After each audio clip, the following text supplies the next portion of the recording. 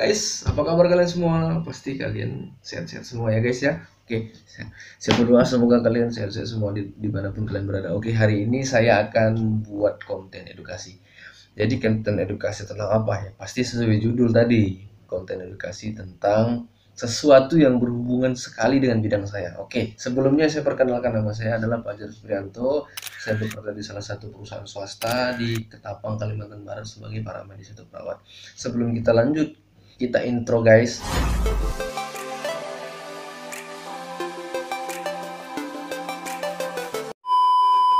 Oke, kita lanjut. Jadi hari ini sesuai judul saya akan bahas tentang masker. Nah, jadi hari ini saya udah bawa dua masker. Pertama masker kain, kedua masker surgikal atau masker bedah.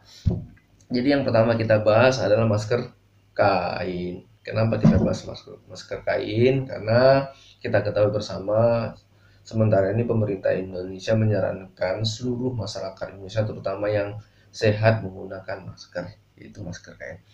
Apa kelebihan masker kain atau spesifikasinya seperti apa? Oke, pertama, masker kain bisa dicuci, ya. Kedua atau selanjutnya, masker kain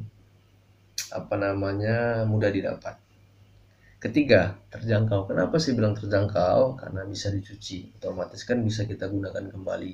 Akhirnya biaya pengeluaran untuk beli masker kan berkurang. Oke, paham ya? Tiga. Keempat, ini diperuntukkan untuk orang sehat. Nah, ini diperuntukkan untuk orang sehat tapi tetap menjaga jarak 1-2 meter. Ini sangat tidak efektif untuk melindungi kita dari droplet partikel kecil. Kalau partikel besar, droplet itu adalah percikan ketika orang batuk atau bersin. Kalau dari partikel besar atau percikan besar ini efektif. Tapi kalau untuk partikel kecil tidak efektif. Begitu ya.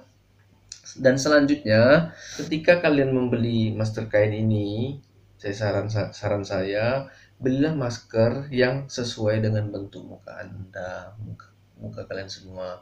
Kenapa? Karena pada umumnya masker biasanya kalau tidak pas akan longgar. Ketika longgar, nanti fungsinya tidak maksimal. Karena masker wajib melindungi hidung kita, mulut kita, pipi dan dagu. Paham ya? Dan ini cuma bisa digunakan maksimal sampai 3-4 jam. Nah, jadi kalau seandainya kita punya masker kain dan kebetulan walaupun sekarang dengan kondisi seperti ini kita masih punya kewajiban untuk kerja di luar, saran saya kita paling tidak membeli ini ada 4 atau 5. Kenapa? Misal contoh ini maksimal digunakan 3-4 jam kan. Nah, anggaplah misalnya kita bekerja 5 jam atau 6 jam, otomatis ini kita pakai 3 jam, setelah itu kita ganti kembali. Dan ini kita cuci, kita besok pakai yang baru. Nah, jadi kan paling tidak kita minimal punya 4. Nah, segitu ya, paham ya? Paham ya? Kalau seandainya memang kita bekerja sekitar 6 jam, 7 jam dalam sehari. Paham ya? Oke, dan ketika ini udah mulai robek atau rusak, ya diganti. Jangan dipaksakan untuk dipakai terus. Oke ya. Untuk masker kain jelas ya? Ya. Oh, kalau seandainya memang terutama yang medis lah, yang medis pasti lebih paham. Mungkin lebih jago atau suhu-suhu lah yang lebih paham daripada saya. Kalau memang kiranya ini kurang pas, penjelasan saya ini boleh komen di kolom komentar. Oke. Oke, yang kedua, masker kain. Kok masker kain? Sorry. Diam. Maksud saya masker surgikal atau masker bedah. Nah, jadi masker surgikal atau masker bedah ini dia punya kekurangan. Lebih hebat yang ini. Kenapa lebih hebat yang ini? Ini bisa dicuci, kalau ini tidak. Tapi ya kalau nanti kita jelaskan spesifikasinya ya lebih canggih yang inilah dibanding yang ini. Tapi masih banyak yang lebih canggih lagi, ada namanya N95, N99, ada P100. Nah, jadi ini kita bahas yang ringan-ringan aja lah. Ini masker surgikal. Jadi pertama, ini tidak bisa dicuci. Ini tidak bisa dicuci, ya. Kita pahami bersama dulu, ini tidak bisa dicuci. Kedua, ini diperuntukkan untuk orang sakit. Kenapa orang sakit? Oke, ini kita jelaskan spesifikasinya. Jadi spesifikasinya itu ini ada 3 3 layer atau 3 lapisan. Lapisan pertama atau yang berwarna ini dia apa? Kain tanpa anyaman yang kedap air. Ini yang pertama. Jadi kain tanpa anyaman ini kedap air dia. Yang kedua di tengah dia ada filter densitas tinggi, itulah untuk menyaring. Yang ini yang apa? Bagian putih ini, bagian dalam ini adalah penyerap air partikel besar ketika kita batuk atau bersin. Nah, jadi kenapa saya bilang tadi untuk orang sakit? Jadi ini diperuntukkan untuk orang sakit agar ketika dia bersin dan batuk, partikelnya itu tidak kemana-mana atau droplet itu tidak kemana-mana. Nah, jadi harapannya seperti itu. Dan ini biasanya digunakan juga di fasilitas kesehatan, terutama di misalnya contoh di poli umum. Karena ini salah satu atribut APD level 1. Oke, paham ya sampai di sini ya? Dan selanjutnya ini dia atau dia punya kekurangan lah, karena ini kan ibaratnya masker kain, masker surgical, nah di atasnya lagi ada masker-masker lainnya. Jadi kalau ini tidak bisa melindungi dari aerosol atau partikel kecil yang melayang di udara. Tapi itu kan biasanya terjadi di tempat-tempat tertentu, yaitu di rumah sakit dan melakukan tindakan tidak tertentu. Oke, paham ya sampai di sini? Nah, dan ini maksimal cuma bisa digunakan selama 8 jam. Itu bisa mundur. Kenapa saya bilang bisa mundur? Bisa maju. Kenapa saya bilang bisa maju?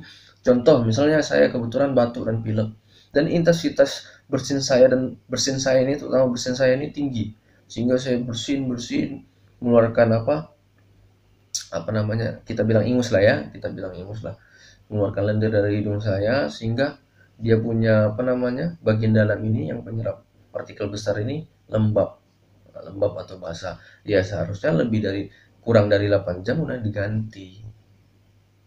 Nah, jadi 8 jam itu maksimal.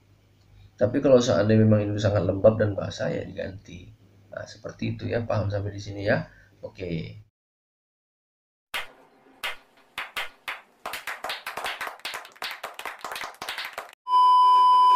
Oke, selanjutnya saya akan menyampaikan seperti apa kita menggunakan masker surgical atau masker bedah ya.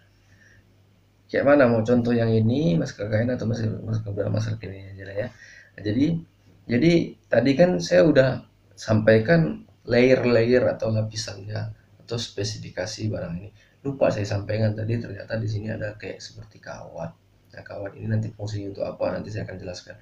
Oke, pertama kita pasang. Woi, cuci tangan sebelum memegang masker. Sorry ya. Oke, thank you Tante Google ngingkatin coy. Harus cuci tangan dulu nih. Pertama, jadi yang pertama tadi itu cuci tangan ya guys, cuci tangan. Jadi sebelum kita melakukan sesuatu cuci tangan, agar kenapa? Agar tangan kita bersih dan steril. Oke. Jadi pertama cuci tangan. Kedua, kita pakai maskernya. Oke.